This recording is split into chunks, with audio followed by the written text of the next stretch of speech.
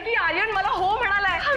माझ्या सगळ्या सवयी बाबांसारख्या असल्या ना तरीही शत्रू कोण आणि मित्र कोण हे मी चांगलंच ओळखतो. तुझं आणि नरसिंहाचं तरी लग्न होईल असं कुठे वाटलं होतं, पण मी ठरवलं आणि झालं की नाही.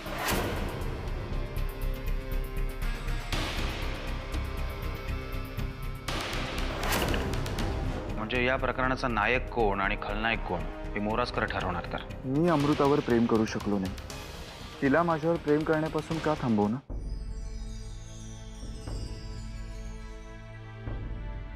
एवढ्या रात्री कोणाशी बोलत होतेस? आर्यनशी बोलत होते मी. या घरातल्या प्रत्येकाला 24 तास ते आर्यनशीच बोलायचं असतं का? प्रत्येकाच्या चेहऱ्यावर हसू आणण्याचं कॉन्ट्रॅक्ट घेतलं त्याने. तसं नाही, अमृतासाठी मी त्याला. तुम्ही तिला आर्यन नावाची अफूची गोळी दिली आणि त्याची सवय झाली तिला. अहो पण त्यातून फायदा आपलाच झाला. क्षणिक मिळणाऱ्या फायद्यासाठी तुम्ही भविष्यातले तोटे ओढवून घेताय. आणि जर पुढे जाऊन अमृता आणि आर्यनची मैत्री नात्यात.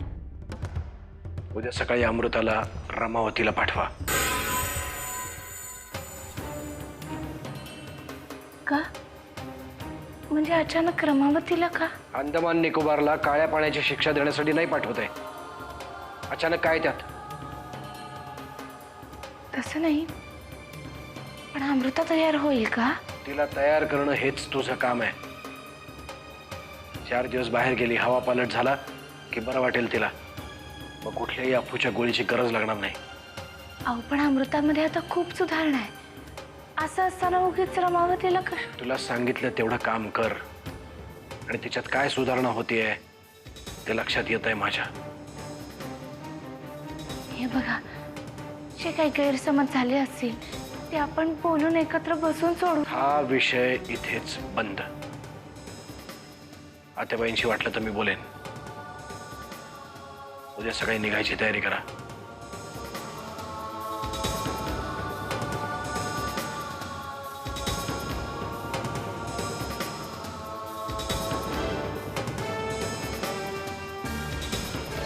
ये राग्या, सारखं रमावती रमावती काय लावले?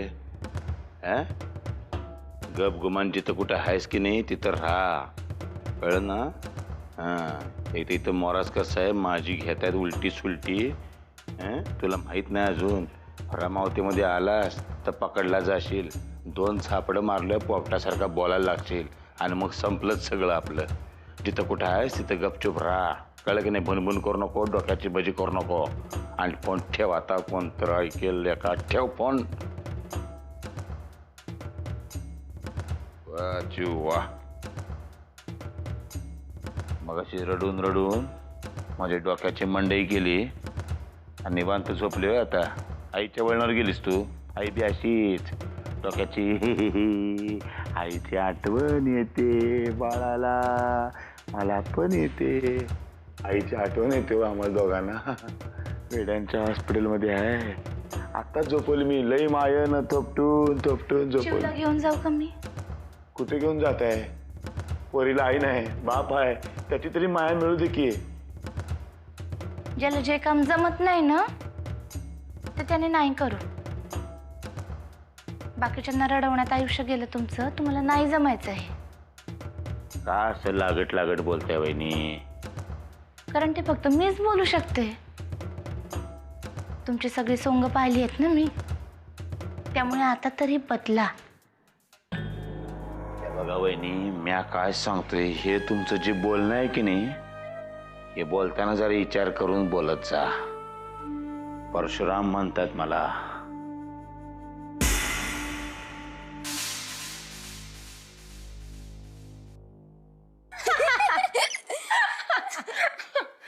आता बास झाला, माझ्या पोटात दुखायला लागला आता.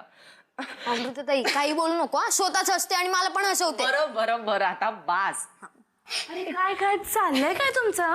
किती जोर जोरात हसताय. आणि गड्या तुला सांगितलं ना जरा मोठ्या माणसांसारखं वाग म्हणून. मला किती मारलं ना तरी मी असाच वागणार आहे. काय झालंय काय डोकं फिरायला? मला काही नाही झालंय, माझं डोकं जागेवर आहे. मला फक्त एवढंच सांग की लग्न झाल्यावर आपली अमृताताई तिकडे जाणार आहे का आर्यन इकडे येणार आहे? हा ग हा काय बडबडतोय काय? तू काही लपू शकत नाहीये माझ्यापासून. मला अमृताताई सगळं सांगते. अमृता, याला सगळं सांगणं म्हणजे माकडाच्या हाती कोलीत देण्यासारखं आहे. असू दे ग, आपल्यापेक्षा त्यालाच जास्त उत्सुकता होती याची. बरं, एक काम करायचं, तोंड गप्प ठेवायचं, कुठेतरी जाऊन पचकू नकोस, कळलं? का काय झालं? कोणाकडे बोलला तर बोलू दे की. मी काय पाप करत नाहीये कोणापासून काही लपवायला. अमृता, उगीच यांच्या कानावर आता जायला नको. तुला माहिती आहे ना, आर्यन बद्दल काही फारसा बरं मत नाहीये यांचं. त्यांच्या मताने मला काही फरक पण पडत नाही. अमृता, वडील आहेत ते तुझे. तेच माझं सगळ्यात मोठं दुर्दैव आहे.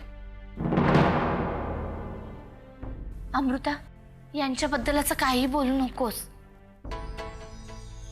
निदान माझ्या समोर तरी. बरोबर आहे, तू त्यांचीच बाजू घेणार ग. बायको आहेस ना त्यांची. जाऊ देत ना, हे विषय नकोच. नसते गैरसमज नको आहेत मला.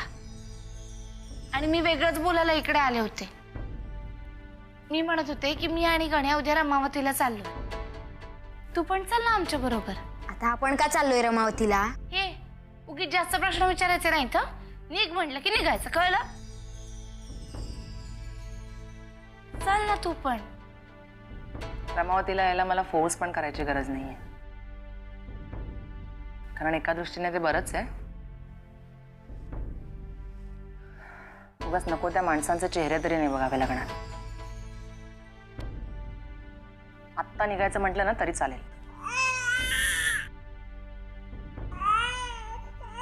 काय झालं चिवला? चिवला पण न्यायचं रमावतीला.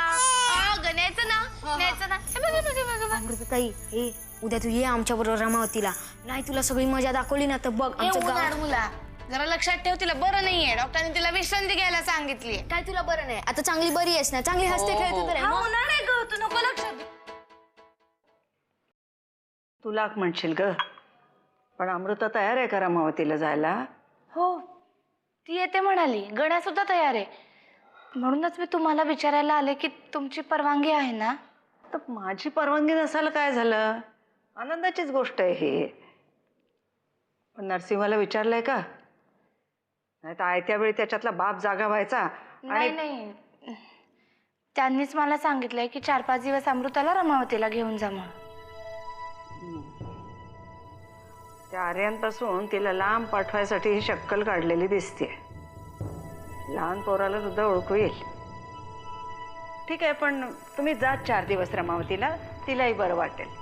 कोण चाललंय रमावतीला? अरे आम्हालाही बरोबर न्या. तुझ्या लेकीलाच विचार. काय ग जानकी, कोण चाललंय रमावतीला? मी, अमृता आणि गण्या 4-5 दिवस तिकडे जाऊन यायचं म्हणतोय. अरे वा, मग तेवढा विचार विनिमय काय करायचा? गाडी काढायची आणि निघायचं. हो, पण त्याआधी मला तुम्हाला एक आनंदाची बातमी सांगायची. अमृताला आर्यननी हो म्हटलंय.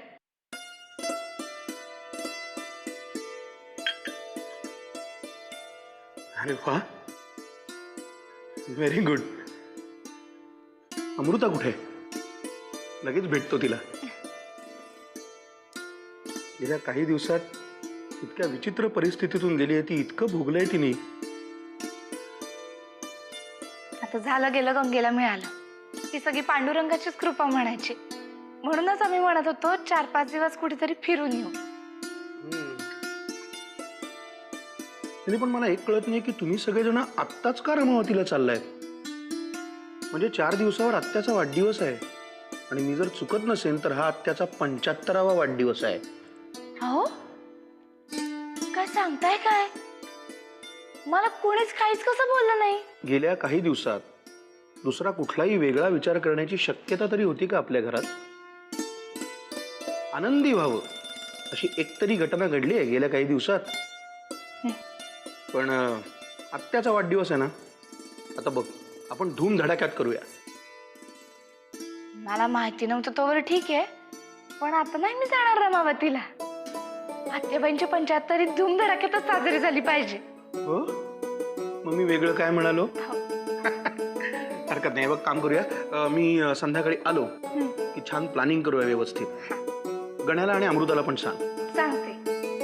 ह्या निमित्ताने अमृतालाही या सगळ्यातनं बाहेर पडायला जरा मदत होईल. एनिवे चल चल, मला उशीर होतोय, मला निघायला पाहिजे, ऑफिसला जातो. हा, संध्याकाळी भेटूया. चला.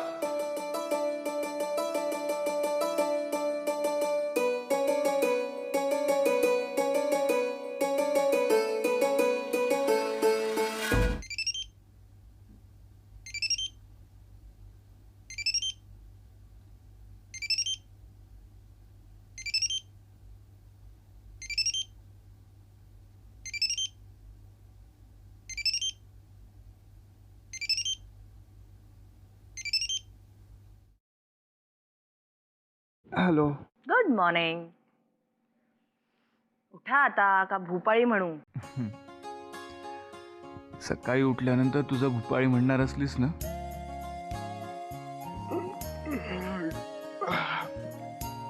तर अमृता, रात्री झोपतानाही अंगाई गीत गावं लागेल माझ्यासाठी. माझी काहीच हरकत नाहीये.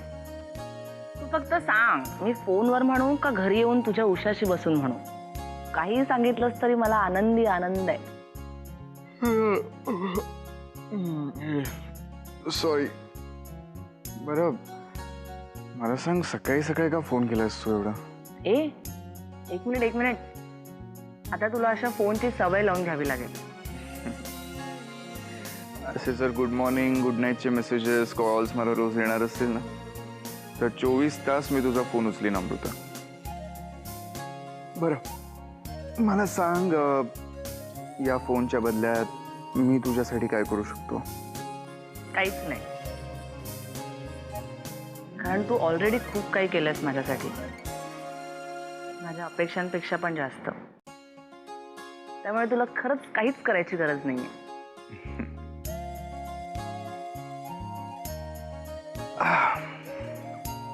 बरं स्वीट हार्ट, मी एक काम करू, अंथरुणातून उठतो, फ्रेश होतो, आवरतो आणि मग तुला फोन करतो. मग तू म्हणशील ना, तेवढे तास आपण एकमेकांशी गप्पा मारू. ठीक आहे? नाही, मी नाही तुला फोन ठेवायला देणार. मला तुझा आवाज ऐकायचा आहे. हे बघ, मला तुझं सगळं म्हणणं पटतंय, पण मीही तुझ्याशी फ्रेश होऊन बोललो तर मलाही बरं वाटेल ना? ठीक आहे, पण फक्त अर्धा तास. त्याच्याहून जास्त मी नाही राहू शकत. आणखीन एक सांगायचं राहिलं. काय?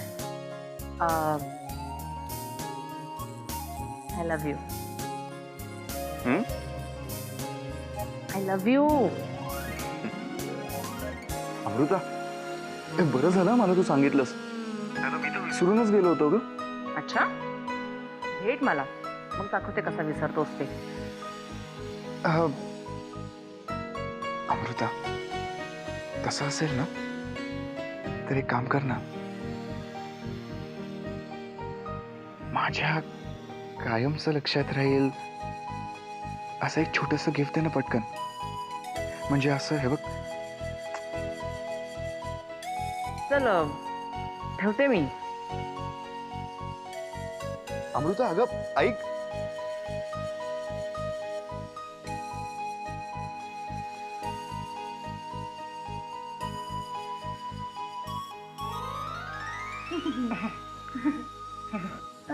काय की चाललं काय होतं का तुझं? काय नाही अगं. हा, आर्यनची बोलत होतीस ना? हो. एवढं लाजायला होतं म्हणजे नक्कीच काहीतरी बोलला असेल. काय बोलला काय? हा, नाही अगं, खरंच काहीच नाही बोलला तो. बरं ते जाऊ दे. ऐक ना, मी तुला वेगळंच सांगायला आली. काय? ऐक, अजून 4 दिवसांनी आत्याबाईंचा 75वा वाढदिवस आहे आणि आपण मिळून धमाल करूया. अगं हो, माझ्या डोक्यातनच निघालं होतं. बरं झालं आठवण केलीस. आणि गण्याला सांगितलंस? सांगितलं. हे बघ, त्याला सांग आधी की आत्याच्या समोर पचकू नकोस म्हणून. हो, मी सांगते. पण ऐक, मी काय काही गोष्टी ठरवल्यात बरं का. मग तू, मी आणि गण्याने मिळून पहिल्यांदा सगळ्यात घर आवरून ठेवूया. साहेब, आपल्या मतदारसंघातील काही पदाधिकाऱ्यांच्या नियुक्त्या करायच्या राहिल्या आहेत. त्या राहिल्यामुळे आपल्या तळागाळातल्या कार्यकर्त्यांमध्ये असंतोष वाढलाय. मुलाखतींना सुरुवात करा तुम्ही. त्या युवा संघटनांच्या अध्यक्षांची पण निवड राहिली ना? हो साहेब. पण साहेब या निवडणूक प्रक्रियेमध्ये स्वतः CM साहेब लक्ष घालणार आहेत. CM साहेबांना म्हणावं, पक्षश्रेष्ठींनी पक्षविस्ताराची जबाबदारी आमच्यावर सोडली आहे, त्यात तुम्ही लक्ष घालू नका. साहेब आता आपण पक्ष कार्यालयातच चाललो आहोत, तिथेच प्रदेशाध्यक्षांच्या कानावर घालूया. ठीक आहे. वाकणीस आपल्याला इतक्यात निघता येणार नाही. मोरासकरांचा फोन आला होता, त्यांना माझ्याशी काही बोलायचं आहे. साहेब त्या आर्यन सरतापेची सगळी माहिती काढलेली आहे, त्याची सगळी कुंडली. आपण त्या विषयावर नंतर बोलू. मला वाटलं तू पोचली असशील एव्हाना रमावतीला. नाही, आम्ही निघणारच होतो, पण तेवढ्यात मला वामनदादा भेटले. ते मला म्हणाले की आत्याबाईंचा 75वा वाढदिवस 2-4 दिवसांवरच आलाय म्हणून. या सगळ्या गडबडीत तुम्ही विसरूनच गेलो होतो आत्याबाईंचा वाढदिवस. आत्याबाईंची 75 आपण धूमधडाक्यातच साजरी करायची. चांगली कल्पना आहे. बऱ्याच दिवसात घरात साजरं करण्यासारखं काही घडलंच नव्हतं. मग साहेब ही संधी का सोडायची? वहिनी साहेब तुम्ही लागा तयारीला. पण मग ते रमावतीला जायचं काय करू? हा समारंभ झाल्यानंतर जा. हा कार्यक्रम करायचा ना म्हणून अमृता सुद्धा खूप खुश आहे. काय करू काय नको असं झालंय तिला. चला, या निमित्तानं काही चांगल्या गोष्टी घडतील आपल्या घरात. फक्त एकच, हे काही आत्याबाईंच्या कानावर नाही जाऊ द्यायचं. तुम्ही संयोजक आहात, त्यामुळे तुम्ही ठरवाल तो नियम.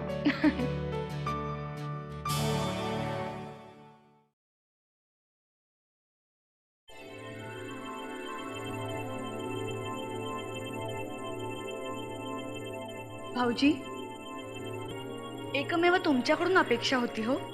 वाटलेलं तुम्ही काहीतरी करून दाखवाल. या घरात चाललेल्या कपट कारस्थानांवर मात करून तुम्ही सगळ्यांना वठणीवर आणाल. पण कसलं काय? ज्याला घरात वाघ म्हणून पाळला त्याचं लगेच दुसऱ्या दिवशी पायात घुटमळणारं मांजर झालं हो. हो वहिनी,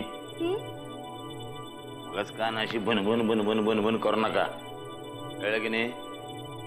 घरातल्या बाकीच्या लोकांचं मला काही ठाऊक नाही, तुम्हाला आधी वटणीवर आणायला पाहिजे. आणि काय हो सारखे कानाशी भुनभुन करताय, गेला जन्मी काय डास होता होय? नाही नाही, पण सध्या घरात काय चाललंय अहो काही माहितीये का तुम्हाला? मला कसं काय ठाऊक असणार? तुमची एवढी बडबड चालली, मी नक्की काहीतरी घोटाळा झाला असणार. ते काय सांगायला आलं ते बाका बाका ओकून टाका, कानावर फेका माझ्या. तो युगंधरा सरतापेचा देवटा राजरोसपणे आपल्या घरी येतोय. किल्लेदार आणि सरतापेंची सोयरीक जुळणार आहे वाटतं. आता तो देवटा अमृतासाठी घरात येतोय का मग आणखीन कोणासाठी, याचा विचार करायला हवा. बघा वहिनी, तुमच्या त्या चुलीच्या राजकारणामध्ये मला काडीचा पण रस नाही. इथे माझं मला झालंय थोडं. बापरे, अहो आता तुमच्या बाबतीत काय झालंय? काही प्रॉब्लेम आहे का? मला सांगा ना. तुम्ही काय माझी बायको आहे तुम्हाला सांगायला? डोकं चावू नका माझे, कळलं की नाही? एक हक्काचा मेंदू दिलाय की नाही वामण्याचा, तो जाऊन चावत बसा. चला निघा. तुमच्याशी बोलण्यात ना काही अर्थच नाही. मी काय नारळ घेऊन आलो ते माझ्याशी बोला? माझे झालेले लपडे सगळे.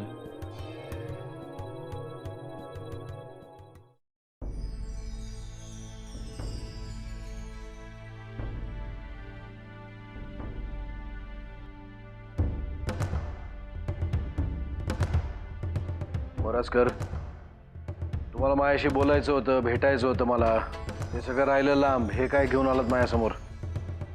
साहेब याच्यामध्ये 10 कोटी रुपये आहेत.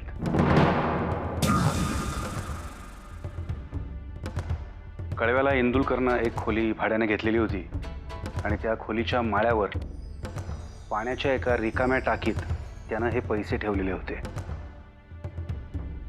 मोरासकर, हे 10 कोटी रुपये मला इतके महत्वाचे नाही आहेत.